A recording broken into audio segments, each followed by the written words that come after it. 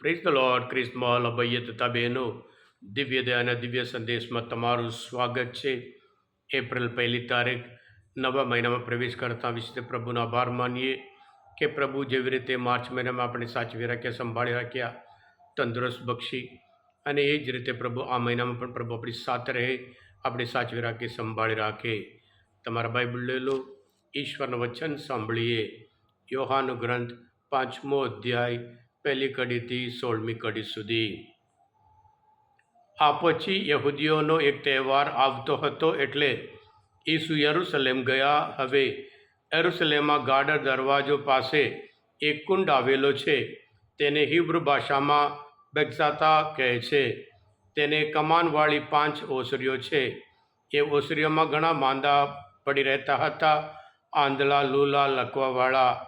તેઓ પાણી ડહોળવાની રાહ જોતા કરતા હતા, કારણ અવારનવાર એક દેવદૂત કુંડમાં આવીને પાણીને ડહોળી નાખતો હતો, અને એ ડહોળી નાખ્યા પછી પહેલો જે માણસ તેમાં ઉતરતો તેને તે કોઈ રોગ થયો હોય તો તે મટી જતો. ત્યાં એક માણસ એવો હતો જે 38 વર્ષથી પીડાતો હતો.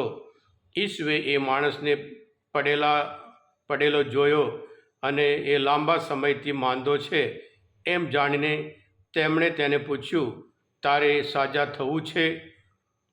પેલા માંદા માણસે જવાબ આપ્યો, પ્રભુ, કુંડમાં પાણી ડહોળાય ત્યારે મને કુંડમાં લઈ જનાર કોઈ નથી, અને હું પોતે જતો હોઉં ત્યાં બીજા કોઈ મારા કરતાં પહેલાં કુંડમાં ઉતરી પડે છે. ઈસુએ કહ્યું, ઊભો થા, અને તારી પથારી ઉપાડીને ચાલવા માંડ. અને તે ક્ષણે તે સાજો થઈ ગયો અને પથારી ઉપાડી ચાલવા માંડ્યો. એ દિવસ વિશ્રામવાર હતો. આ પ્રભુની વાણી છે, તે આપણો આધાર છે.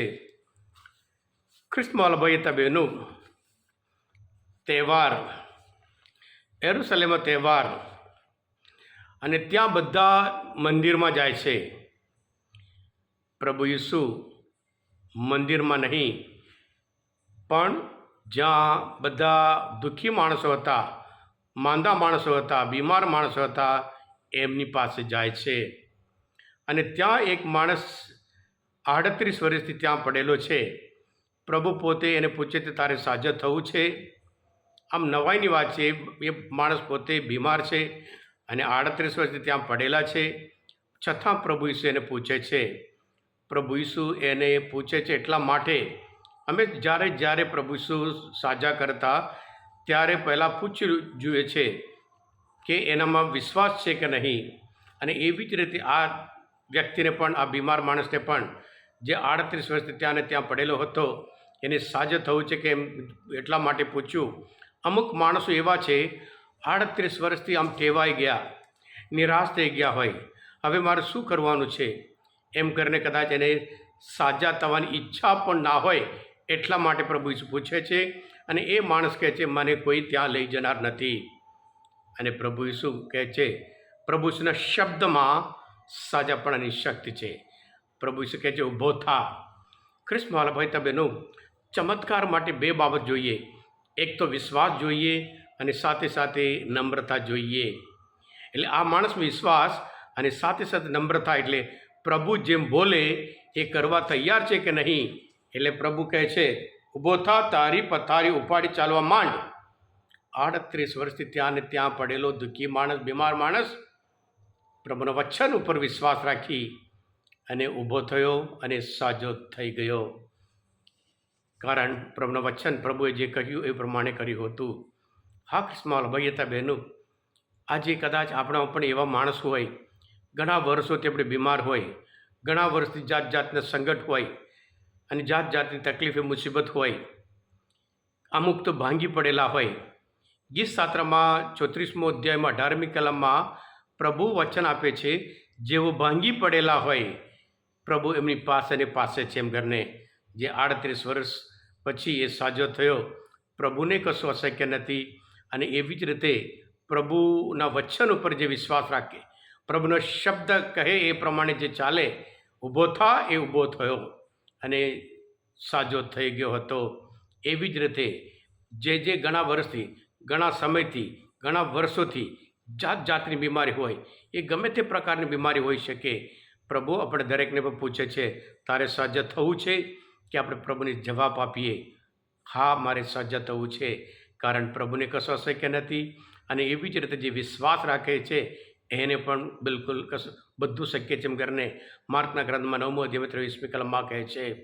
ખ્રિસ્તમાલ ભાઈ બહેનો, જે લોકો ગીત શાસ્ત્રમાં 125માંથી પહેલી કલમમાં જે લોકો યહોવા ઉપર વિશ્વાસ રાખે છે તેઓ સિયોન પહાડ જેવા મક્કા મજબૂત અને સદાકાળ ટકી રહે છે. આપણે પણ દ્રઢ વિશ્વાસ રાખીએ, અને જેવી રીતે આ 38 વર્ષ પછી એ માણસ સાજો થયો હતો, એવી જ રીતે આપણે પણ સર્વ પ્રકારના જે બીમારી હોય, અને પ્રભુ સર્વ પ્રકારની બીમારીથી આપણને ચોક્કસ મુક્ત કરી શકે, કારણ એ મુક્તિદાતા તરીકે આ પાપમાંથી મુક્તિ અને સર્વ પ્રકારની બીમારીમાંથી મુક્તિ, જેવી રીતે 38 વર્ષ એવી રીતે આપણને પણ ચોક્કસ એ મુક્ત કરી શકે. માત્ર પ્રભુ આપણી પાસે રાખે છે પ્રભુ ઉપરની શ્રદ્ધા, વિશ્વાસ. હા કૃષ્ણવાલા ભાઈ હતા બહેનો, આજના આ શુભ સંદેશ શાસ્ત્રપાઠ સમજવા માટે, પ્રભુ ઈશ્વરને ઓળખવા માટે અને પ્રભુ ઈશ્વરના શબ્દમાં સાજાપણાની શક્તિ છે એ ઓળખવા માટે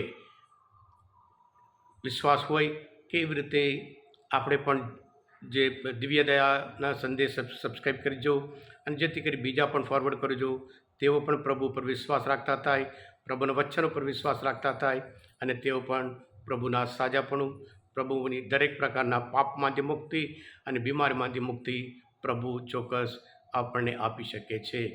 પ્રભુ તમારા અંતરમાં વસો. સર્વશક્તિ પરમેશ્વર પિતા અને પુત્ર અને પવિત્ર આત્માનો આશીર્વાદ સૌ પર ઉતરો. આમેન. બોલો દિવ્ય દયાનો જય. God bless you all.